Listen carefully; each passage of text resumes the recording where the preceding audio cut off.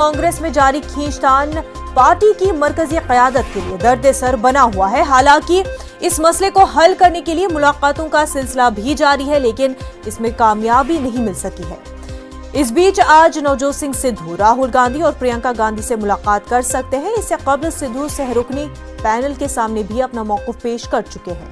पंजाब के वज़ीर-ए-आला अमरिंदर सिंह भी पैनल से मुलाकात कर चुके हैं।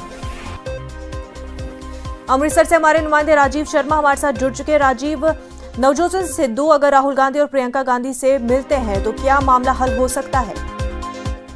देखिए, सबसे बड़ी बात यह है कि नवजोत सिद्धू जो कि फिलहाल पटियाला में रह रहे हैं, वो दिल्ली के लिए रवाना हो चुके हैं। कुछ देर बाद जो है वो मुलाकात करेंगे राहुल गांधी और प्रियंका गांधी से। तो सबसे पहले ये समझने की जरूरत है, क्योंकि 2022 में जो पंजाब विधानसभा के चुनाव आ रहे हैं, उससे पहले जो खुद जो कांग्रेस के लीडर, जो कि पंजाब में कांग्रेस की सरकार है, और कांग्रेस के ही बहुत सारे ऐसे चेहरे हैं जो कि अपने ही मुख्यमंत्री के खिलाफ उनके जो बगावती सुर हैं, बागी सुर हैं, वो नजर आ रहे हैं। तो नवजोत सिद्धू भी पिछले कुछ दिनों से जो है मुख्यमंत्री की कार्यशैली पर, उनके जो कामकाज है उस पर सवाल खड़े कर रहे थे कि 2022 से पहले बहुत सारे ऐसे काम हैं जो लोगों से वायदे हमने किए थे 2017 में, वो पूरे नहीं हुए। तो उसी के चलते सभी जितने भी लीडर हैं पंजाब के, उनको दिल्ली में तलब किया गया था। कुछ दिन पहले राहुल गांधी ने जितने पंजाब के सांसद हैं, विधायक हैं, उनसे मुलाकात की। तो आज नवजोत सिंह सिद्धू को भी वहां